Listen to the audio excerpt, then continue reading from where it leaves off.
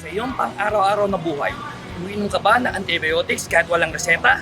O hindi mo tinatapos ang nire-resetang gamutan ng iyong doktor? Oo. Minsan umiinom ako ng antibiotics kahit walang reseta. Tingin ko naman kasi kailangan ko yon. Minsan nga uminom ako ng antibiotics kahit walang reseta at rekomendasyon lamang ng kaibigan ko. Si Micro ay gusto sanang magpakonsulta sa pribadong doktor.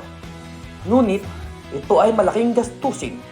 Kung sa health center naman, ubos naman ang kanyang oras sa haba ng pila. Ngunit, alamin natin mula sa mga eksperto kung ito ba ay wasto o maaaring magdulot ng mas malaking problema sa ating kalusugan. Ang paggamit ng antibiotic na walang tamang reseta ng doktor ay maaaring hindi angkop sa sakit na mayroon ng isang pasyente. Kung ang antibiotic ay hindi angkop, maaari itong hindi maging epektibo sa pagpuksa ng mga organismo o bakterya sa loob ng katawan ng isang tao. Ang mga matitira o maiiwan ng mga bakterya o organismo ay maaaring mag-develop ng antimicrobial resistance at magkaroon ng mas malalang sakit ang isang tao. Isa sa mga halimbawa ng antimicrobial resistance ay ang multidrug resistant na uri ng tuberculosis o TB na hindi na maaaring gamutin dahil hindi tinapos ng pasyente ang 6 na buwang gamutan. Ngunit, hindi lang ito nagkakaroon ng epekto sa TB, pati rin sa mga karaniwang impeksyon. Ano nga ba ang antimicrobial resistance? Ano nga ba ang antimicrobial resistance?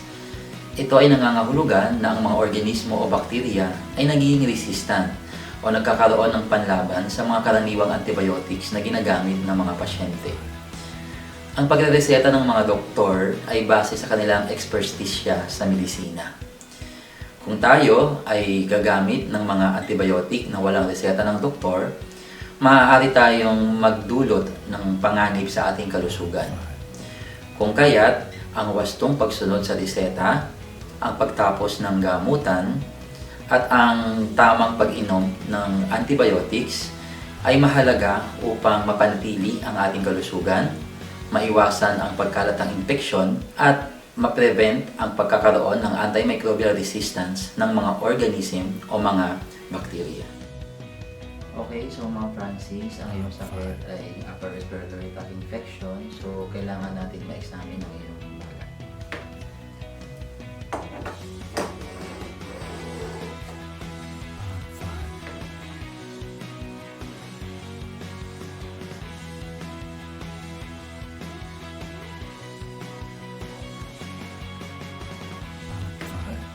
Bawal ang pagbebenta ng antibiotics ng walang reseta at kinakailangan kunin ang reseta matapos ang pagbili nito.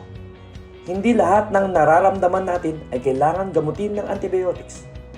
Kinakailangan natin kumonsulta sa doktor upang malaman ang tamang gamutan. Ang antibiotics ay hindi gamot para sa lahat ng uri ng sakit. Sundan ang mga payo ng mga profesional sa medisina upang mapanatili ang kalusugan at maiwasan ang mga sakit. Tandaan, ang kalusugan natin ay nasa ating mga kamay at ang tamang paggamit ng antibiotics ay makakatulong sa ating lahat.